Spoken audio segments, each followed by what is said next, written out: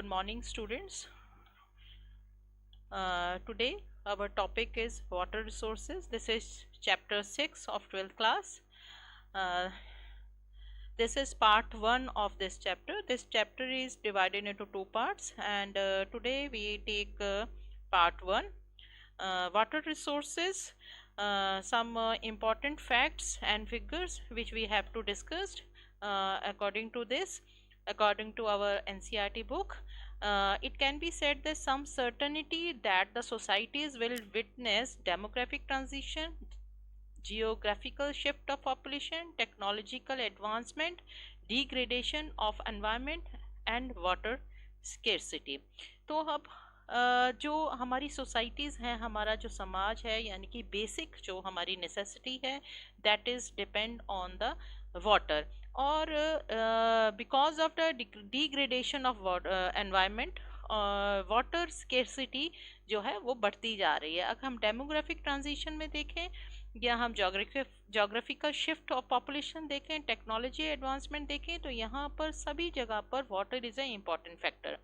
Water scarcity is possibly to pose the greatest challenge on account of its increased demand coupled with shrinking supplies due to overutilization of and pollution.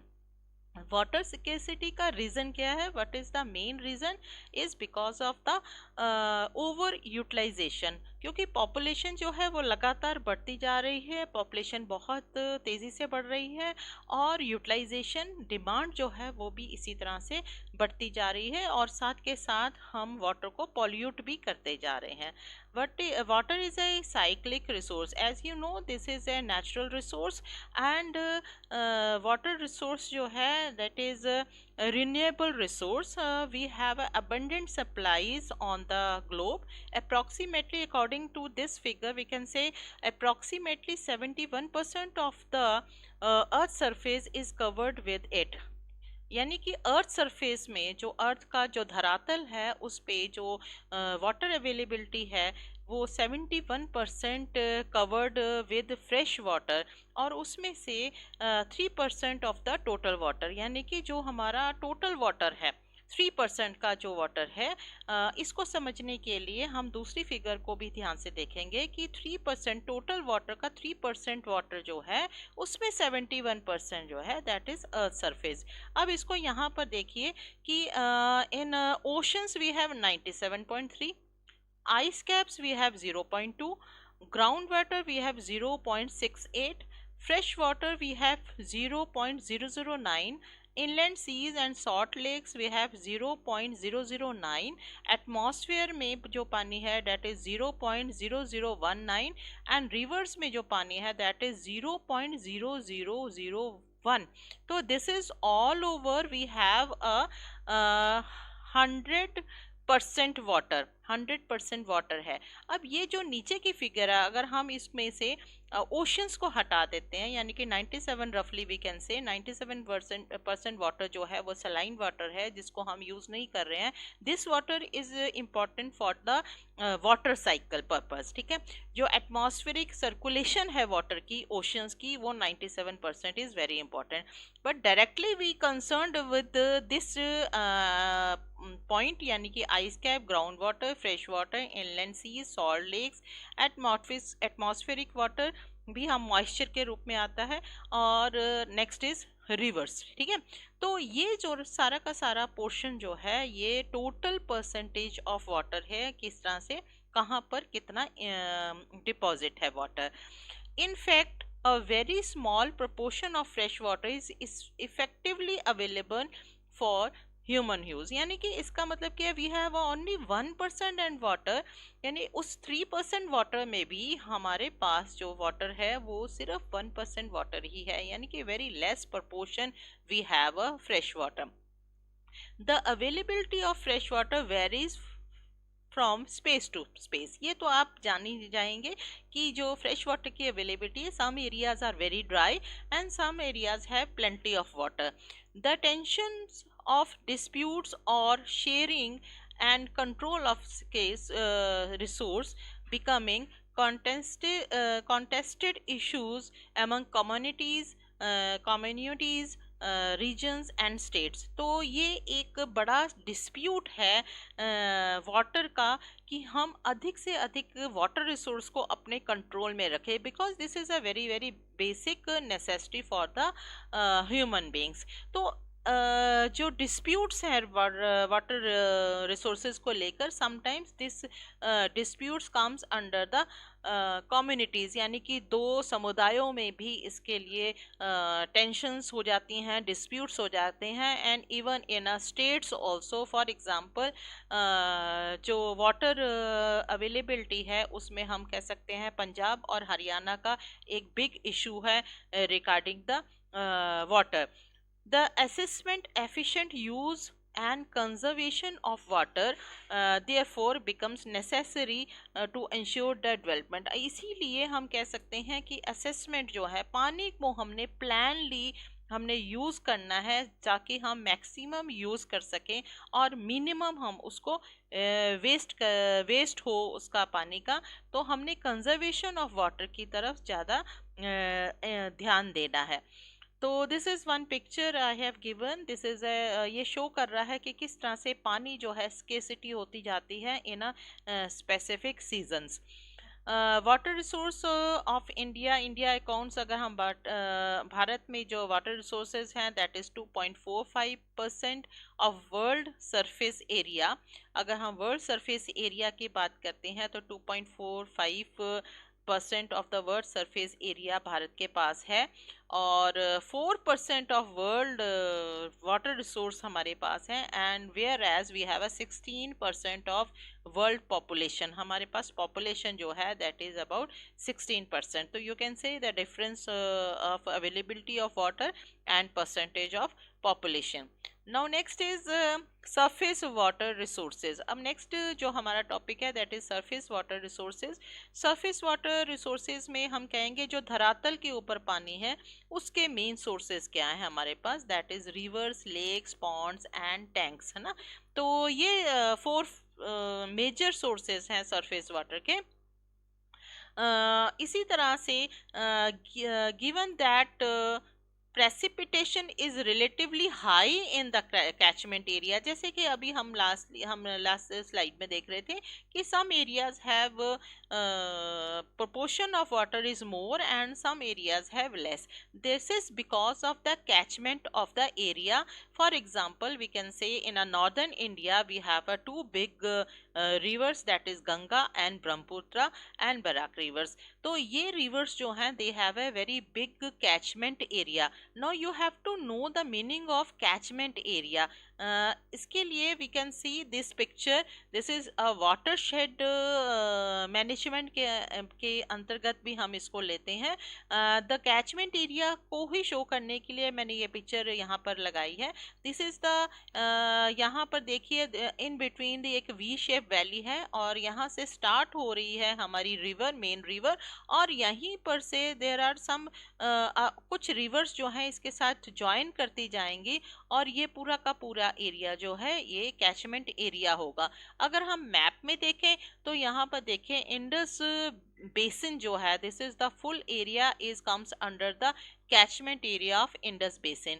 इसी तरह से गंगा का जो basin है this is a catchment area for the Ganga river, and here it is a Brahmaputra river, Brahmaputra का ये catchment area है। इसी तरह से हम साउथ इंडिया में भी there are 3-4 rivers are big rivers like Mahanadi, Godavari, Krishna, then Kaveri. These 4 rivers are big rivers of the South India. So you can see the area of catchment area of these rivers. Now come to the back. The rivers, although account for only about 1/3 of the total area in the country, have 60% of the total surface resources. ठीक है, तो 60% जो हमारा water है that comes by the rivers, total surface water का resources. Much of the annual water flow in south in Indian rivers like Godavari, Krishna and Kaveri, जैसे कि already I have told you these are the some big rivers, Godavari, Krishna, Kaveri in a South Indian South Indian rivers. These are the important rivers. whereas we have Brahmaputra and Ganga in a northern area. So this map already we have discussed, and this is the another catchment diagram of this area. Now groundwater. So we have already discussed surface water. Now come to the groundwater. This is the second point, yeah, second resources of water which we have used.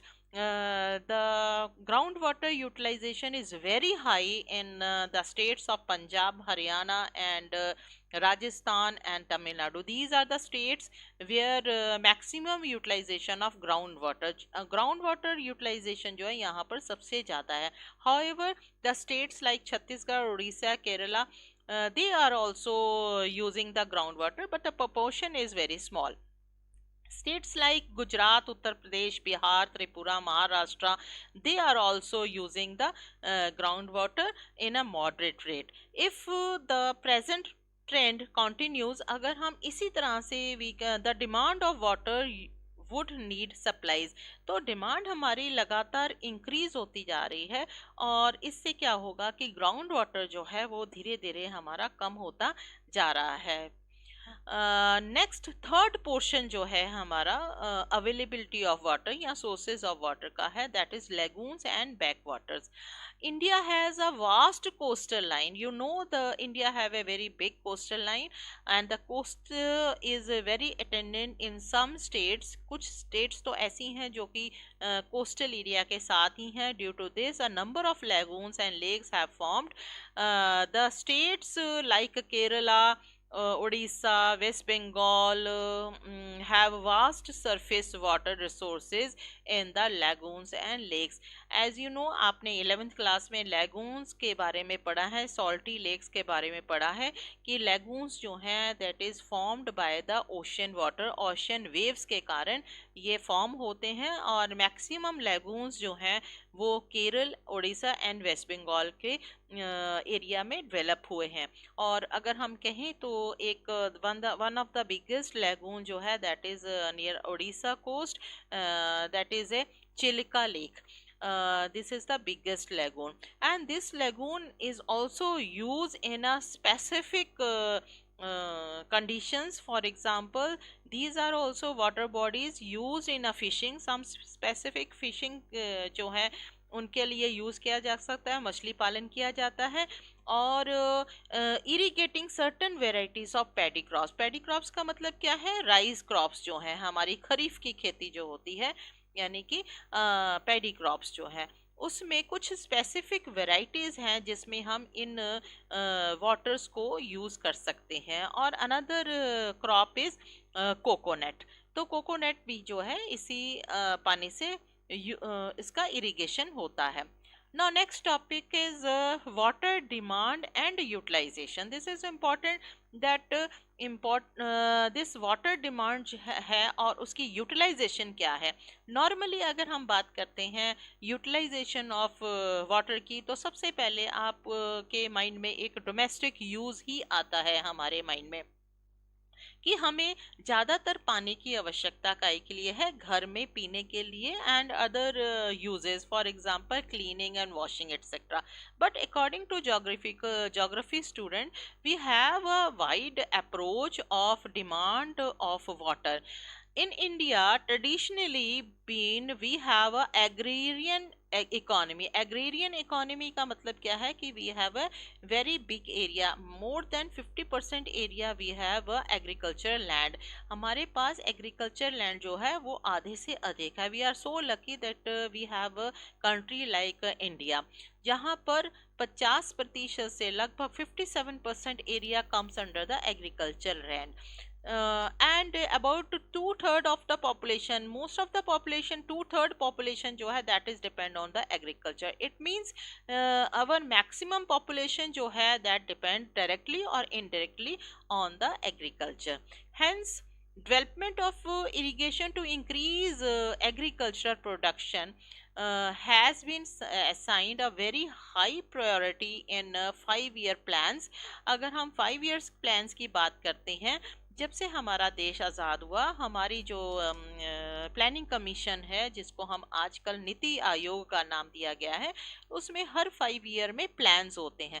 तो starting में there are some 5 year plan जिसमें river valley projects को importance दी गई। These river valley projects are also called multi-purpose river valley projects। multi-purpose river valley projects का मतलब है कि यहाँ पर एक रिवर के ऊपर जब हम एक बांध बना लेते हैं, तो उस बांध के बन जाने के कारण there are so many purposes are solved। For example, these are some important river valley projects like Bhakra Nangal, Hirakonda, Damodar Valley, Nagarjun Sagar, Indira Gandhi Canal project, these are the some river valley projects। अब multi-purpose projects में क्या क्या होता है? For example, the river में जो regularly जो floods आ रहे हैं वो कम आएंगे। पानी जो है उसका रिजर्वियर हो जाएगा, बांध के पीछे एक बड़ा झील बना दी जाती है जिसमें पानी को इकट्ठा कर लेते हैं, और जब फ्लड्स आते हैं तो पानी को कम रोक लिया जाता है, जिससे कि नीचे की जो एरियाज हैं वहाँ पर फ्लड नहीं आते हैं। ऐसे ही ड्रॉट के कंडीशन में जब पानी नहीं है तो पानी के जो गेट्स हैं उसके खोल दिए जाते हैं, जिससे कि इरिगेशन पर्पस के लिए पानी यूज हो जाए। तो दो फैक्टर्स तो यहीं पर पर्पस हमारे सॉल्व हो गए, है ना। तो इसके अलावा there are some other factors. For example, वहाँ पर बिजली का उत्पादन किया जाता है, और रिक्रिएशन पर्पस के लिए वो जो वाटर रिजर्वियर है वो यूज़ किया जाता है। वहाँ पर there are so many ecological balance, या हम कह सकते हैं कि वहाँ पर एनवायरनमेंट जो है उसको सेव करने के लिए कई सारे जो स्टेप्स हैं वो लिए जाते हैं। तो ये मल्टीपर्पस प्रोजेक्ट जो है रिवर के बनाने से there are so many things are comes. अब these are the some you can say these are the positive factors, but one important disadvantage of this river valley projects is कि regularly जो fertile soil जो है वो river लेके आती है वो कम हो जाती है, because of the flood जो है वो कम होने शुरू हो जाते हैं उन areas में। अब यहाँ पर one pie diagram I have shared here. This pie diagram is given in old NCERT books। वहाँ से लिया है, लेकिन ये आपके स्किल्ड क्वेश्चंस जो हैं वो आते हैं। जो डायग्राम बेस्ड क्वेश्चंस हैं वो एक या दो क्वेश्चंस आपके एग्जाम में डायग्राम बेस्ड क्वेश्चंस जरूर आते हैं। तो उन्हीं से ही रिलेटेड एक एक्टिविटी मैंने यहाँ पर ली है। तो पहले हम इसको समझ लेते हैं, इस पाई डायग्राम को।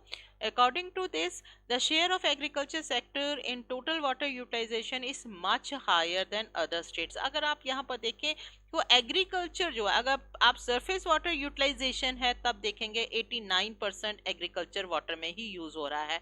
अगर हम ग्राउंड वाटर यूटिलाइजेशन देखें तो वो भी हमारा यहाँ पर 92% वाटर जो है वो किस में यूज हो रहा है, एग्रीकल्चर में। तो हमारी, जैसे कि मैंने आपको ऑलरेडी बताया कि वाटर डिमांड जो है वो हमारी सबसे पहली डिमांड जो है वो एग्रीकल्चर है।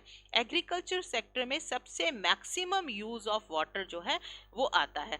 However, in future with development, the share of industrial and domestic sector in country likely to increase। लेकिन वो जो अदर सेक्टर्स हैं, जो डिमांड ऑफ वाटर है उसके 3 सेक्टर्स मेन है, एग्रीकल्चर, डोमेस्टिक एंड इंडस्ट्रियल। ठीक है।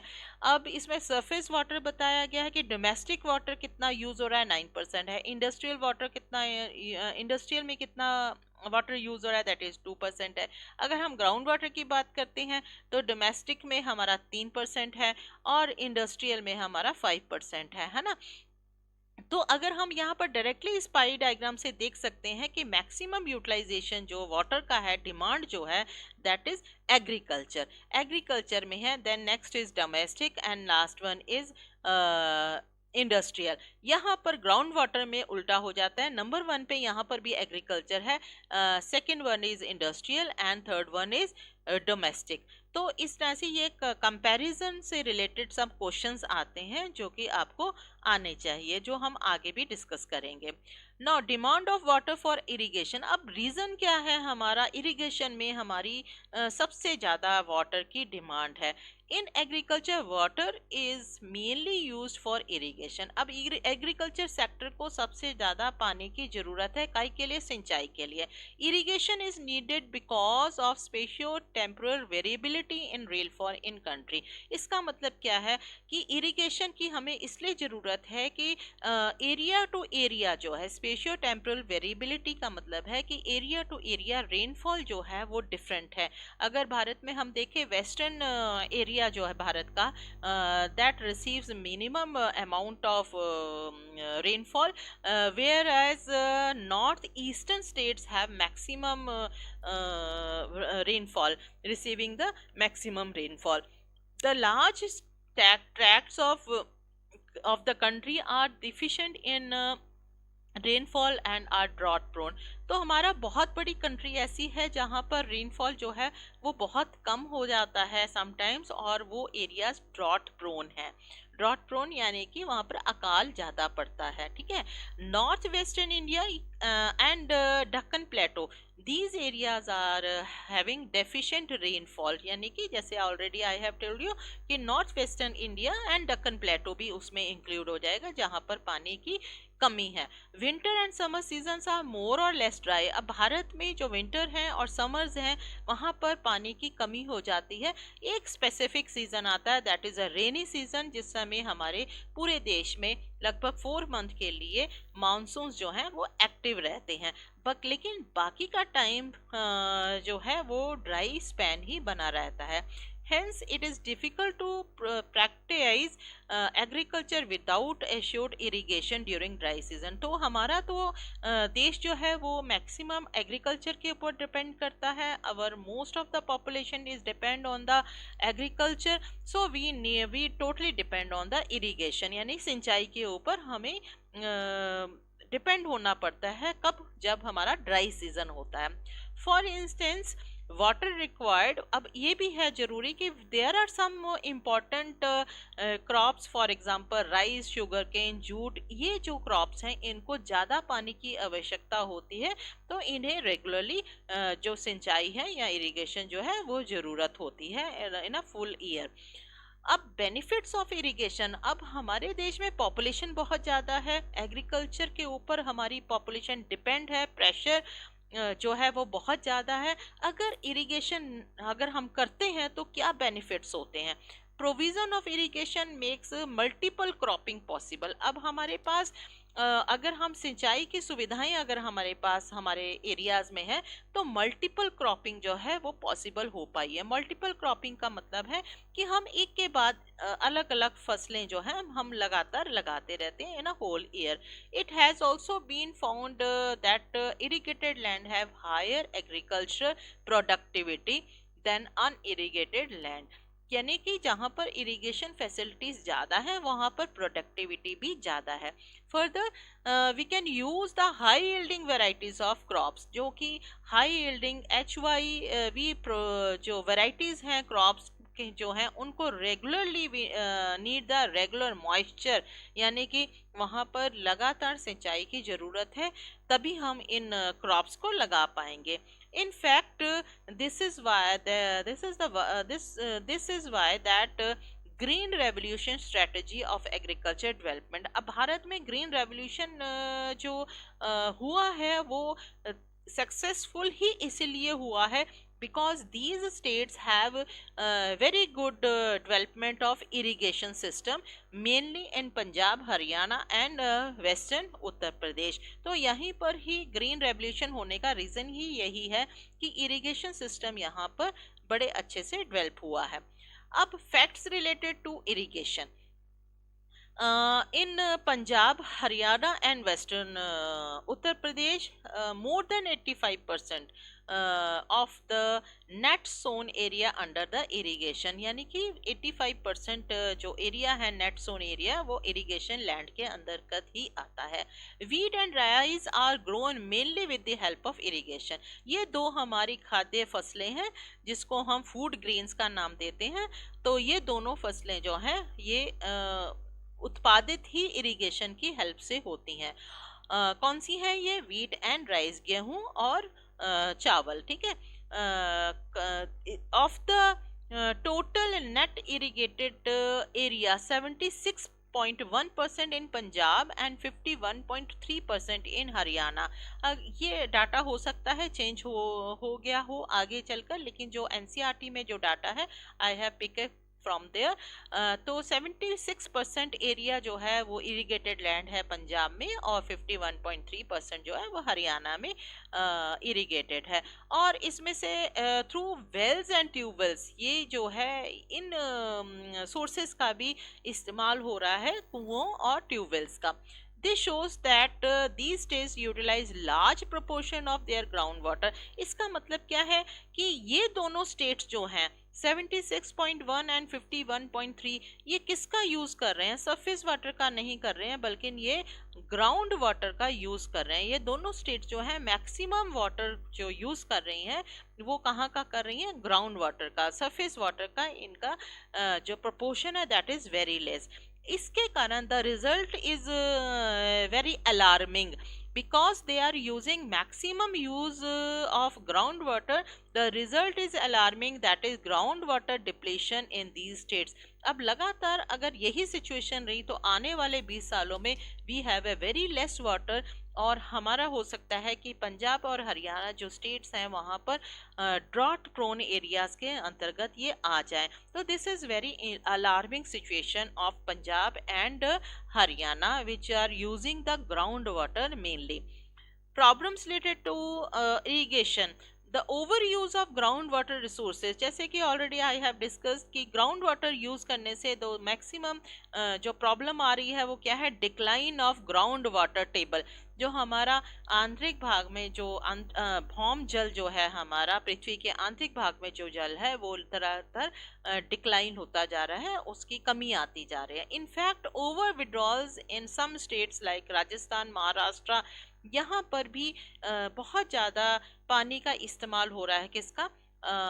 अंडरग्राउंड वाटर का. तो उससे फ्लोराइड कंसंट्रेशन जो है वो बढ़ जाती है in ground water and this practice lead to increase in concentration of arsenic in parts of West Bengal and Bihar. तो यहाँ पर भी अगर ये यूज़ होता है तो ये पोजीशन जो है बन सकती है, यानी कि फ्लोराइड जो कंसंट्रेशन है वो आगे बढ़ जाता है. Some problems related to water. The per capita availability of water is dwindling day by day due to increase in population. यानी कि जो पर कैपिटा अवेलेबिलिटी है वाटर की वो धीरे धीरे क्या हो रही है? डिक्रीज होती जा रही है because of the increase of population. The available water resources are also getting polluted. Another big problem जो है वो pollution की है and this pollution जो है that comes from the industrial and agriculture and domestic effluents. अब यहाँ पर industrial reason तो हमें समझ आता है कि यहाँ पर pollution है, लेकिन agriculture किस तरह से पानी को pollute करती है यहाँ पर आपको समझना है कि एग्रीकल्चर जो है वो भी पानी को पॉल्यूट करती है by the use of pesticides and chemical fertilizers. जो पेस्टिसाइड्स और केमिकल फर्टिलाइजर्स हैं वो भी अंडरग्राउंड वाटर को पॉल्यूट करते जा रहे हैं. इसी तरह से डोमेस्टिक जो वेस्ट है वो भी पानी को पॉल्यूट करता रहता है and this is in turn further limiting the availability of usable water resources. तो इस चीज़ को ये लिमिटेशन हो जाती है कि हम जो पानी को हम दोबारा से कैसे यूज़ करें. डिटरायरेशन ऑफ वाटर क्वालिटी, यानी कि quality of water decreases day by day. Water quality refers to purity of water or water without unwanted foreign substance. तो लगातार जो अनवांटेड फॉरेन सब्सटेंस है, अनवांटेड वाटर सब्सटेंस का मतलब है some micro organisms, chemicals and industrial wastes जो है ये पानी में आते जा रहे हैं, जो कि पानी पीने लायक ड्रिंकिंग वाटर के रूप में नहीं रह रहा है. सच matter deteriorate the rate of quality of water and which is unfit for the human use. अब ये जो सब्सटेंस हैं जैसे कि फॉरेन मेटल्स हैं, माइक्रो ऑर्गेनिजम्स हैं, केमिकल्स हैं, इंडस्ट्रियल वेस्ट है, डोमेस्टिक वेस्ट है, ये सभी का सारा पानी में इंक्लूड होता जा रहा है और उसके कारण क्या है, ह्यूमन यूज के लिए ये अब क्या है, फायदेमंद नहीं रहे हैं. when toxic substance enter in lakes, streams, river, oceans and other water bodies, they dissolve in water. तो ये टॉक्सिक सब्सटेंस जो हैं वो धीरे धीरे कहाँ पर एंटर करते जाते हैं, लेक्स में, स्ट्रीम्स में, रिवर्स में, ओशंस में. हम इतना सारा जो गंदा या वेस्ट जो है वो अल्टीमेटली जो है वो कहाँ पर जा रहा है, इन वाटर बॉडीज में ही जा रहा है. This result the pollution of water, where by quality of water जो है वो धीरे धीरे हमारा एक्वेटिक सिस्टम को भी इफेक्ट करता जा रहा है. एक्वेटिक सिस्टम यानी कि rivers, lakes, ponds and oceans etcetera. तो वहां पर भी पानी जो है रेगुलरली पॉल्यूट होता जा रहा है. Sometimes these pollutants also seep down and pollute underground water. हाँ जी, ये भी बात सही है कि सरफेस वाटर तो हमारा पोल्यूट हो ही रहा है, उसके साथ साथ यही सीपिंग होकर यानी कि अंडरग्राउंड वाटर में जाने के कारण हमारा अंडरग्राउंड वाटर जो है, जो ग्राउंड वाटर जो है वो भी पोल्यूट होता जा रहा है. हमारे देश में 2 रिवर्स हैं, these are the holy rivers, लेकिन these 2 rivers are highly polluted river in the country. These rivers are Ganga and Yamuna. 2 reverse जो है हमारी हाईली पॉल्यूटेड है. अब यहाँ पर ये मैप आपका दे रखा है. There are some areas are given, good quality of water is here. जब हम पानी का ओरिजिन यानी कि गंगोत्री और यमुनोत्री से जब वो वाटर निकल रहा है तो वाटर क्वालिटी इज गुड. यानी कि हम कह सकते हैं कि हरिद्वार, यहाँ पर लिखा नहीं है लेकिन you can write here, Haridwar के तक तो वाटर क्वालिटी इज ओके. जैसे ही हरिद्वार के बाद जो सिटीज हैं वहां पर एंटर कर जाती है जब ये रिवर्स, दिल्ली के बाद these both reverse the quality of water जो है वो पुअर होना शुरू हो जाता है. तो ये दोनों रिवर्स कौन सी हैं, यमुना एंड गंगा. दिल्ली के बाद इलाहाबाद, देन वाराणसी और उसके बाद यहाँ पर कैलकाटा, यहाँ पर उसके बाद ये बे ऑफ बंगाल में चले जाती हैं. तो these are some important cities जो हैं यहाँ इस रिवर के साथ साथ सिचुएटेड हैं और इन सिटीज के कारण ही सारा का सारा वेस्ट जो है इन रिवर्स में मिलता जाता है और ये हाईली पॉल्यूटेड रिवर्स में काउंट होती जाती हैं. ठीक है, तो this map also comes under the skilled based questions. Now the time of assignment, ये दोनों जो एक्टिविटीज़ हैं इसको मैंने एक्टिविटी के अंदर ही रखा है. ये स्किल्ड बेस्ड क्वेश्चन 3 मार्क्स के आपके आते हैं. तो ये यहाँ पर वो पाई डायग्राम है, surface water withdrawal and ground water withdrawal और use of agriculture, industry and domestic here also. तो these are some question. Write the percentage of domestic, industrial, agriculture and surface water withdrawal. Then इसी तरह से next question है, write the percent of domestic, industrial, agriculture, ground water withdrawal. And last one is give the reason for higher utilization of ground water then surface water bye agriculture activity. यहाँ पर आपने ये reason देना है कि ground water का यहाँ पर अधिक जो उपयोग है उसका रीज़न क्या है. और इसमें आप यहाँ पर मेंशन कर सकते हैं कि पंजाब और हरियाणा जो है और वेस्टर्न यूपी, यहाँ पर maximum utilization of ground water है. क्योंकि यहाँ पर मानसूनल रेंज जो है वो कम है और ये एरियाज जो हैं एग्रीकल्चर लैंड यहाँ का मैक्सिमम है. तो यहाँ पर आप ये रीज़न देकर आंसर दे सकते हैं. अनदर एक्टिविटी बेस्ड क्वेश्चन जो है वो दिस वन है. ये मैप आएगा एग्जाम में, आपको ये मैप शो होगा और इससे रिलेटेड आपको क्वेश्चन होंगे। This is write the names of river, कौन सी रिवर्स हैं जो कि पुअर क्वालिटी ऑफ वाटर है, that is Ganga and Yamuna. Name the cities where these rivers are flowing with poor quality, तो यहाँ पर कौन सी सिटीज हैं जहाँ से वो फ्लो कर रही हैं, जहाँ पर ये पुअर क्वालिटी वाटर है, कौन सी हैं। दिल्ली आ जाता है, इलाहाबाद, वाराणसी, ये आप तीन सिटीज के नाम लिख देंगे। और थर्ड जो है वो है write the reason of poor quality. अब यहाँ पर रीजन क्या मेंशन करेंगे कि ये जितनी भी सिटीज हैं इनका जो डोमेस्टिक वेस्ट है, एग्रीकल्चर वेस्ट है, इंडस्ट्रियल वेस्ट है, ये सारा का सारा कहाँ पर जा रहा है, इन द रिवर्स, रिवर्स में ही फ्लो हो रहा है। इसीलिए यहाँ की जो जैसे ही ये डेली एंटर करती हैं ये रिवर्स, आगे जाकर पॉल्यूट होती चली जाती हैं। That's all for today and goodbye all of you. I hope you understand this chapter. This is the part 1 chapter of this lesson, water resources. Thank you so much.